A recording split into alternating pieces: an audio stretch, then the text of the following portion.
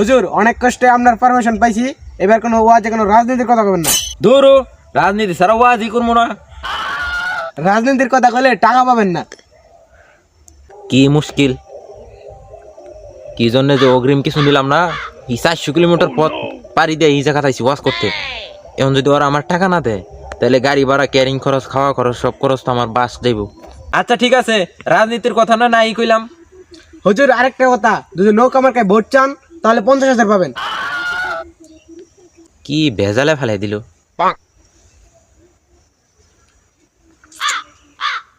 কি যে করি।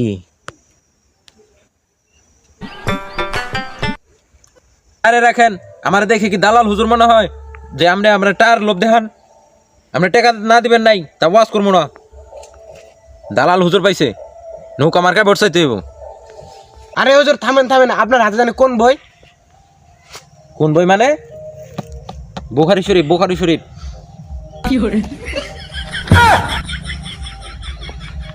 এই রে বলে না, আমার পুলার বই নিয়ে আইছি, ইংরেজি বই।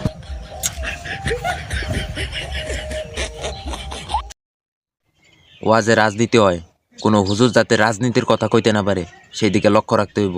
আর এই উদ্দেশ্যে আমাকে এখানে পাঠানো হয়েছে। আমরা যে গোয়েন্দা, কোনো পাবলিক যাতে জানতে না পারে। আচ্ছা ঠিক আছে, সবার আগে তো এমপি সাহেব নৌকা মার্কা ভোট চাইব। এমপি সাহেব তো ভোট চাইবই, এমপি সাহেব তো আমাকে দলের লোক, হে তো নৌকা মার্কায় ভোট চাইবই। আর হুজুর তো আমাকে দলের না, হে যদি ভোট চায় তখন হুজুর রে। আচ্ছা ঠিক আছে, আমরা যে গোয়েন্দা, পাবলিক যদি জানতে পারে তাহলে আমাদের পিছনে চুল একটাও থাকবে না। ধুর বোকা, পাবলিক যদি জিগায় তাহলে আমরা কোনো ওয়াজ শুনতে আইছি। টুপি মাথার দে। এই রে, আমি তো টুপি আনতে ভুলে গেছি, চল 20 টাকা কিনে নিয়ে। আমার এইটা টুবি বেলা